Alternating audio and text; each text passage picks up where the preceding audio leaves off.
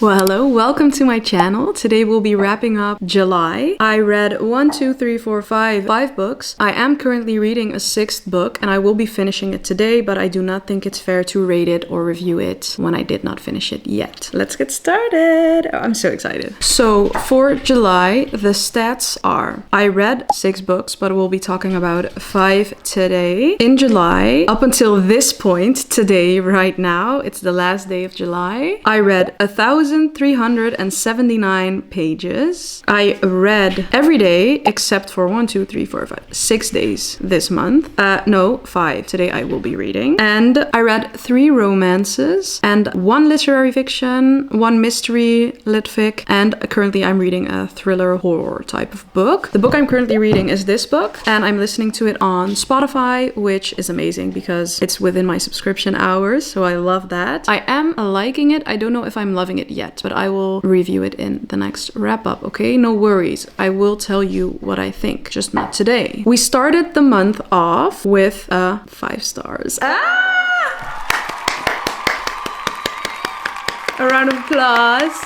Yes, it's the first 5 stars of July. It's not the first 5 stars of the year, babes. It's not. Just not. It is One Golden Summer. The book is by Carly Fortune. I'm currently reading her whole backlog, which is like 6 books on the top of my head. I think it's 6, but I have 2 left, which is Meet Me at the Lake and Our Perfect Storm. I gave this 5 stars because, oh my god, Carly knows how to write a romance. You are interested in the story, the plot, the people, the romance, and even the spice. I know a lot of people have a lot of opinions, but for me, Charlie was written amazing, Alice was written amazing, and I cannot wait to see season 2 of the show on Prime. But this book is essentially about the brother in the book Every Summer After, which is about Sam, and this book is about Charlie. He is the older brother, so it's kind of like an interconnected standalone, a bit of a duology, which I love because then I already know the people in it, which makes it, if you love the first books, makes it feel like you're coming home, which it's amazing.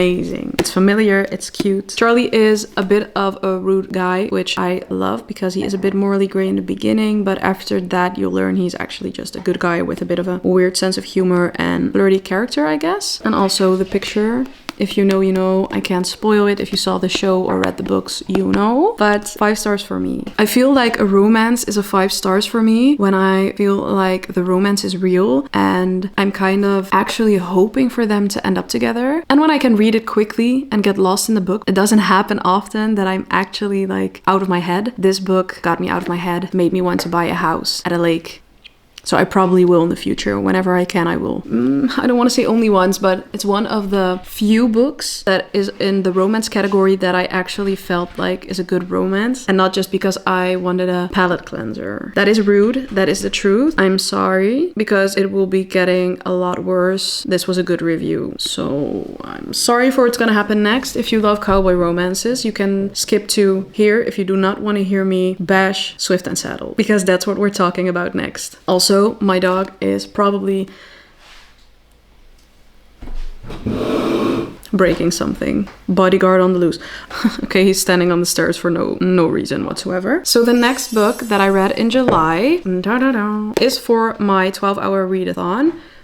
Sorry. In the beginning, it was the first book I read in the 12 hours. So I was like, oh, I'm in it. And it's fluffy and the sun was shining and we were drinking cocktails on the terrace. Go watch that video because it's so fun to watch. It's cozy, funny, talkative. It was fun to film, okay? But this book was not so much fun because after this, I read another romance book we'll talk about later. And before this, I read One Golden Summer. So I know what a good romance is. And for me, in the beginning, I was like, ooh, it's spicy, it's kind of fun. I'm not used to cowboy romances, so maybe I just need to get used to it, you know, get familiar. But Wes, to me, is a bit of a, well, pick me. I'm so sorry. The book essentially is about this gal. I forgot her name already, which is crazy. Ada Hart. And she gets to work for a ranch. Is it called a ranch? Yeah, a Rebel Blue ranch. And she essentially gets to redecorate a farm. That's how I picture it, I guess. And Wes is the one who is going to own that farm for God knows. I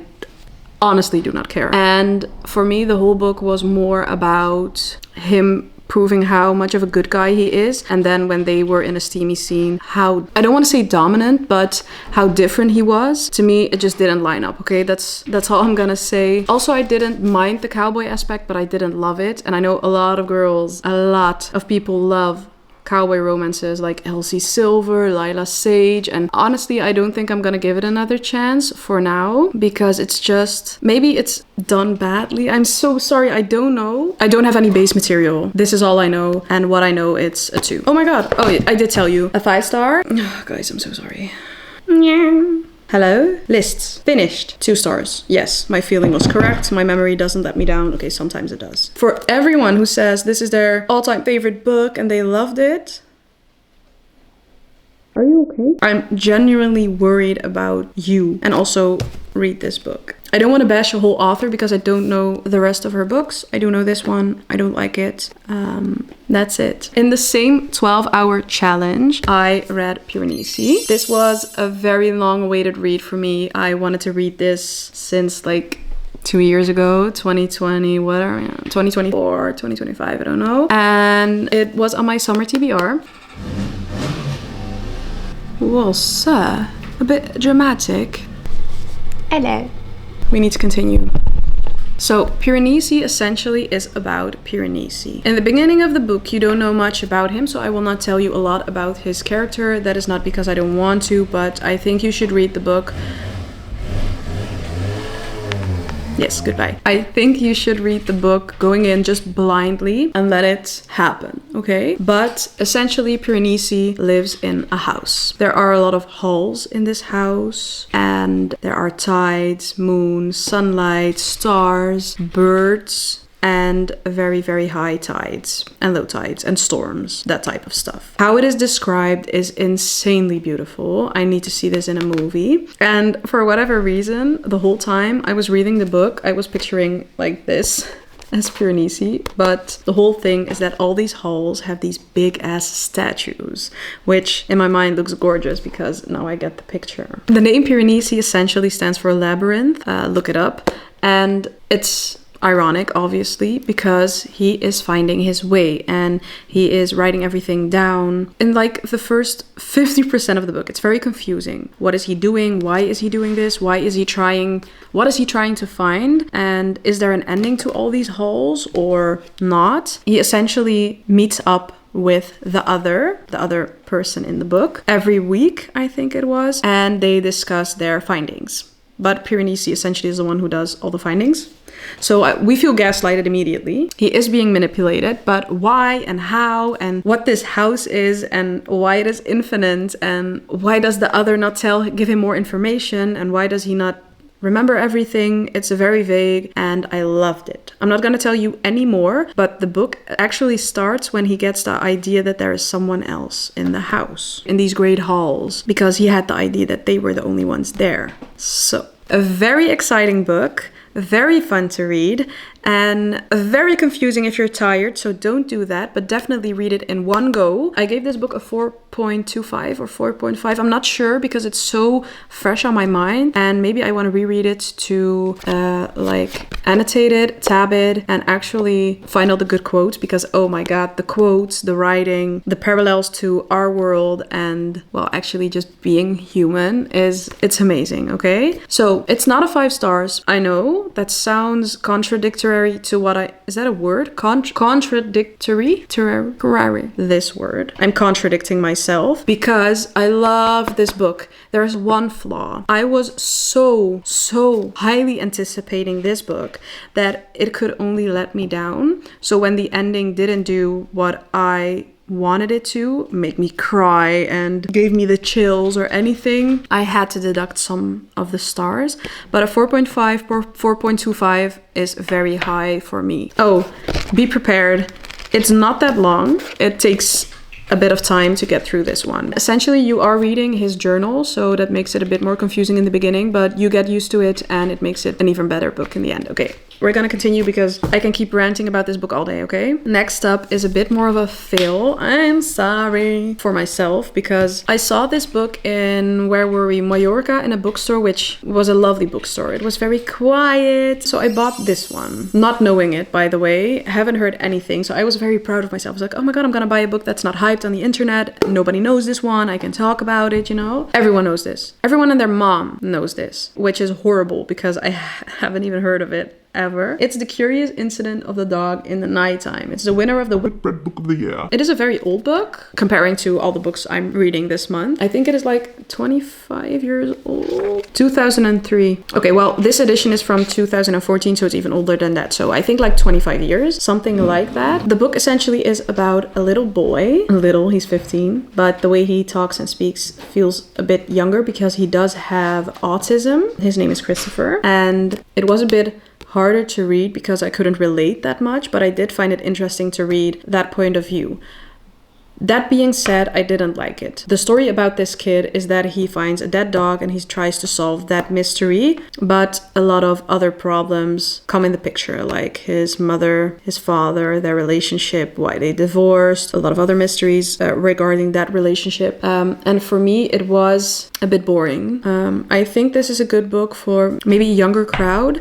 I felt like I was a bit too old or expected a bit more, because if someone tells me that someone told me the concept of an autistic 15-year-old boy who tries to solve a mystery surrounding a dead dog and a lot of family mysteries, I would be like, sign me up. That's why I bought it. I'm gonna give it a 2.5. I feel indifferent. I feel bad for saying I don't like it, but I just didn't. I did expect more. The writing was fine, but I think I'm too old or too dumb, or maybe I'm missing something, or it just wasn't my cup of tea, which is fine. And oh my God, when I finished it, I heard a lot of people had to read this in high school in America.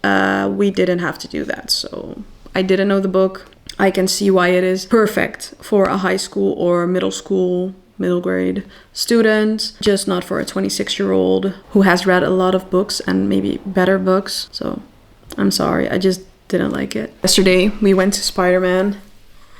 I loved it so much, you guys. I'm gonna go again next week probably because I loved it. That's my ultimate 5-star of the year.